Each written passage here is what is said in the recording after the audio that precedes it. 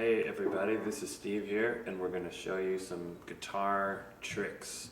So the first one would be doubling a note on a different string by sliding your finger up to it.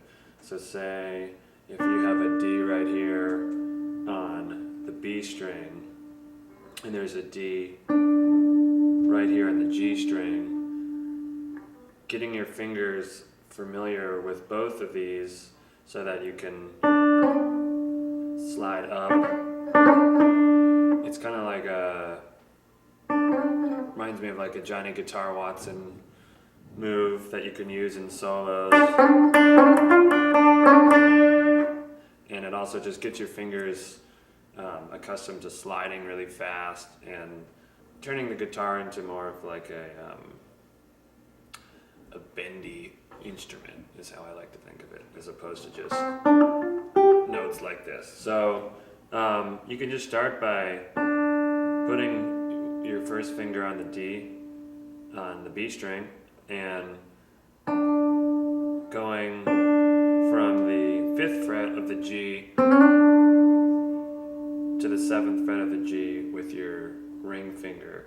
So you play one and you play the other, and the goal is to try to make this slide almost as fast as possible, but first start slow.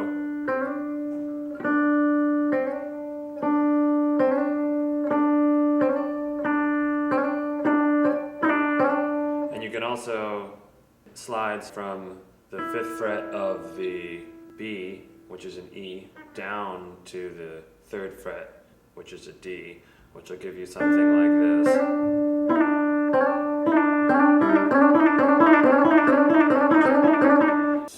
So that's one way to just use it in solos, and and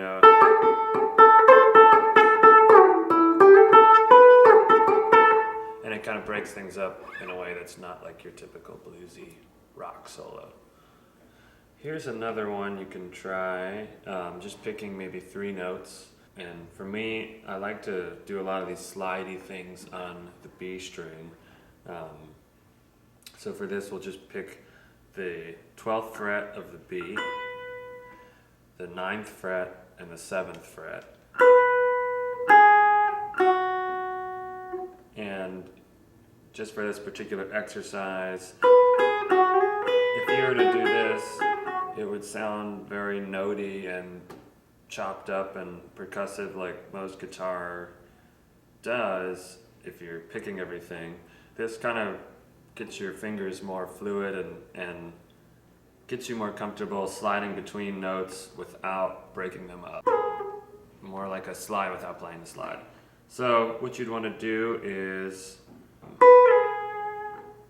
either start with your first finger or your ring finger on the 12th fret, slide down to the 9th fret,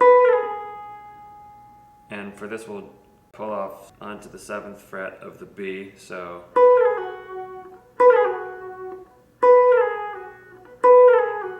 and you want to get comfortable doing it in a way that you don't make a lot of attack on the 7th fret, so you're not going to go.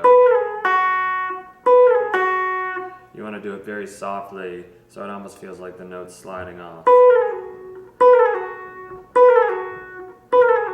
And I kind of do that by just letting go of the string instead of kind of pulling off with my finger like that. And then from there, you can just slide back up to the 9th fret here by going.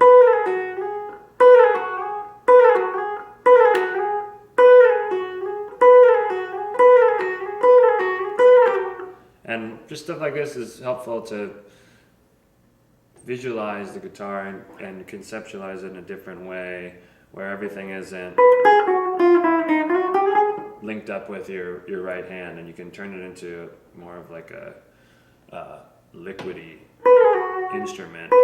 And then you could put in what we just learned with the other slide up to this note, which is an F sharp. So if I was to do that combined with the thing we learned down here, you'd get.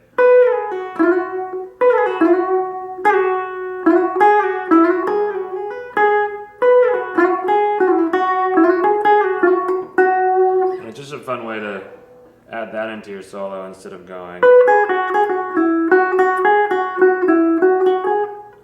A lot of the stuff we've been talking about so far involves sliding with one finger or two fingers between two notes or between a few notes on two different strings to give kind of like rubbery blending effects to your guitar. I think these are all really good ways of getting your fingers comfortable sliding down to specific notes before you pick up a slide if you feel like you're afraid to play slide. You can still get really nice effects with just your fingers on the guitar, and it's also really great at just getting your wrist comfortable with stopping on certain notes, so you can kind of get a lot of notes in one movement with your hand. But then if we were to pick up slide, some of these exercises translate the same way.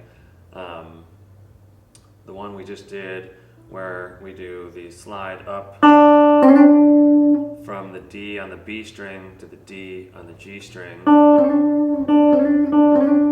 If you were to put a slide on, and I use it on my ring finger, part one is D sliding up to the C, and then from there sliding very fast between the C and the D on the G string. So you're getting,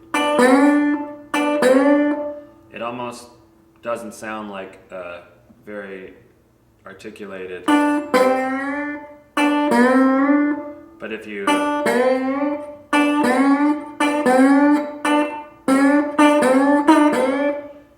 practice that, you can just develop more fluidity going between two strings with the slide. It almost sounds like that big star song. So that's just a basic technique on how to get your finger comfortable. And in this right hand, picking hand, I'm just using my fingers here. You can use a pick, you know.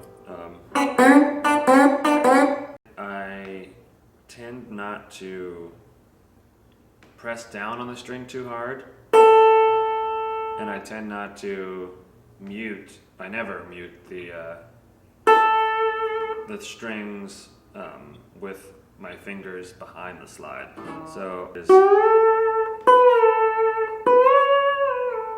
muting with your fingers and pressing not firmly, but like totally on the string you're about to play with your right hand, so you get a very round, full tone.